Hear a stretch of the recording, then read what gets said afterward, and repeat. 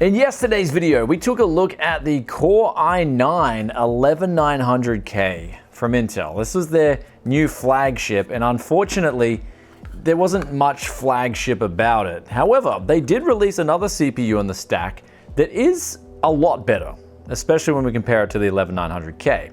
And that is the i5 11600K with 6 cores, 12 threads. It's only 2 cores and 4 threads behind its big brother, but at that same time, it's a lot cheaper, literally coming in at under half the price and still being overclockable and still having all the perks the 11900K does, to the point where it does have the unlocked gear ratios in the motherboard BIOS. And with a little bit of tinkering, I got mine to 4.9 gigahertz. However, in today's comparison, we're going to be throwing in 2 more CPUs into the equation. That, of course, is AMD's counterpart, the Ryzen 5 5600X, with its 6 cores, 12 threads, and its ability to overclock. This was one that made the rounds as being AMD's value gaming champion when that was released. And then we got the one that's most interesting to me personally, and I think it's honestly one of the best value CPUs even before this 11th gen launch and even after this 11th gen launch, and that is the 10700F. This CPU is packing 8 cores, 16 threads, and at current street pricing, you can get this CPU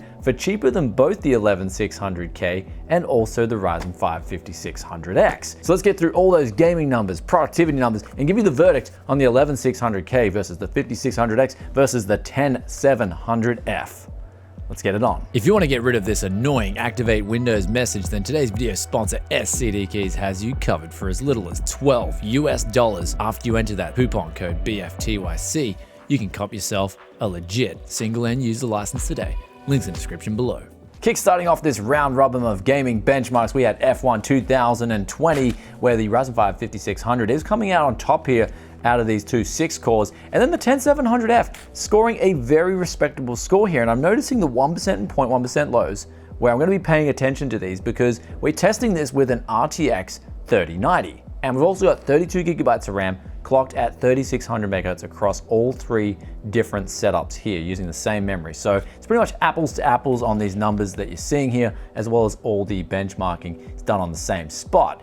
And moving over now to Dota 2, this is where the 10700F performed pretty much the same as the 11600K, very close to that of the Ryzen 5 5600X. Though onto Fortnite showed the DX12 competitive settings at 1080p, showed that the 5600X was coming out on top, and then the 11600K, again followed by the 10700F. Onto Call of Duty showed the same scenario here as Fortnite, with the Ryzen 5 5600 yet again coming out on top.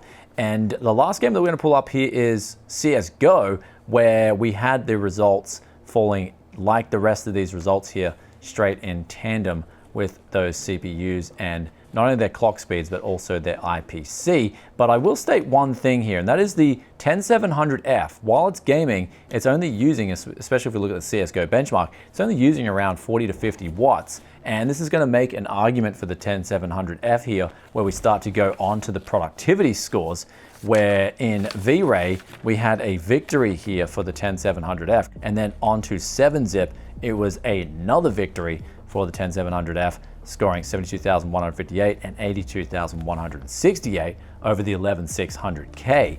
And then onto Geekbench 5, the single core score here was behind that of both the 6 cores, but the multi-core score here did come out on top by a big margin. Though looking at Geekbench 5 with its multi-core test, I do relate this to value because it does test a lot of different cases through one benchmark, and so I'm able to get a $1 per point score here. And here's where the 10700F, if we pull up the value chart, this is pretty much getting some real chart topping numbers here in raw value. So that's my argument for the 10700F. Though moving on to the Corona benchmark, the 10700F did come out on top here by a few seconds, scoring 1 minute and 50. Though moving on to Cinebench, it was a similar scenario, except for the single core score, which the 2 6 cores did do a better job since they do have that maximum boost frequency. So summing up all those benchmarks with the gaming and the productivity numbers, the 11600K is sitting a lot better on the pedestal than the 11900K is. The 11900K just really is making no sense. And in fact, it's letting Intel show that the enthusiast market,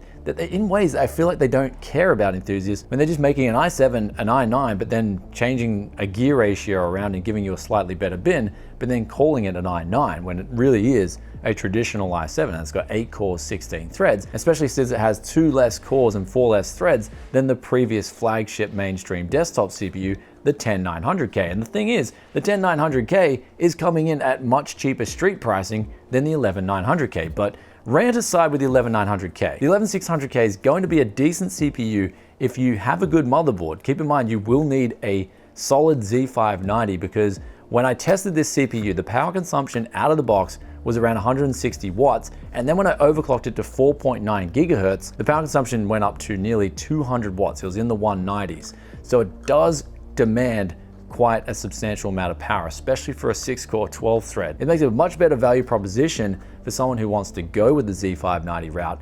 And maybe in your country, AMD processors might be out of stock and this is the only available option, then this is going to be a decent buy. You're not going to be getting ripped off like I feel you're getting ripped off on the 11900K. And it seems like in 2021, that is the theme going around. It's just, there's this general like rip-off culture everywhere. You gotta be careful. If you look left, you might get ripped off. You look right, you might get ripped off. But don't worry, if you're staying tuned to Tech Yes City, I'm always gonna be trying to point you in the right direction so you're not getting ripped off. And when I look at it, the 11600K, sure, it's great, but the 10700F, in my opinion, is one of the best value CPUs you can get right now.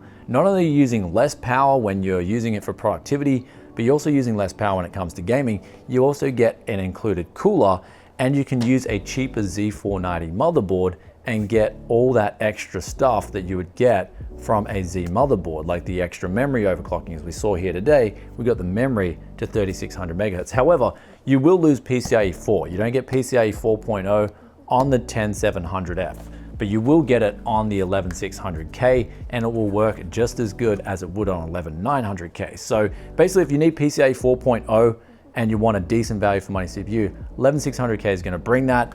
And also if you want sort of a even better value for money proposition, which I feel most people will be able to take advantage of, 10700F is going to be an option for you. And as for the 5600X, and look, I don't have the box. I'm not one of those guys who hoards boxes. I just chuck them out pretty much after a few months. But the 5600X, it's going to be that choice for someone who really wants to get the most FPS in a lot of games, and they can manually overclock. Now, if you have the extra money, I've said this in the past, and you want the best gaming experience out of the box, I feel that's the 5800X.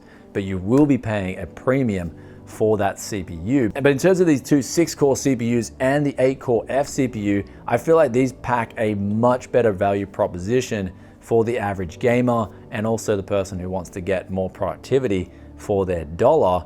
However, I will say one thing as well, and that is the 10400F.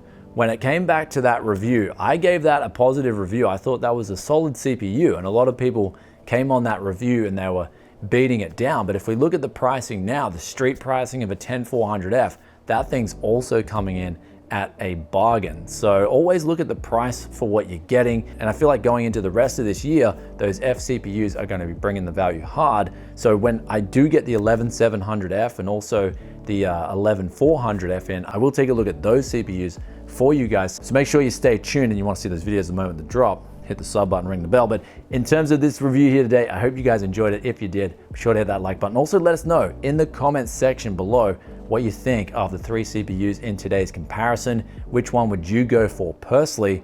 Love reading those thoughts and opinions as always, just like this question of the day here. It comes from Corrupted Data and they ask, can you please test this with dual Xeons? I wonder if it will benefit my dual E5 2667 V2s. And they're talking about the Windows custom ISO that we made here at Tech Yes City. Put the link for that video up here and also put the link in the description below for you guys, anything that we talked about today. So basically this version of Windows cuts out the crap, so it will help the dual Xeons, but I don't imagine it'll help it any more than it helped those CPUs when we did the gaming comparison. I'll put the link to that video up there. So basically, to save you guys time, yes, it's a good thing to have these custom versions of Windows, especially if you're playing games.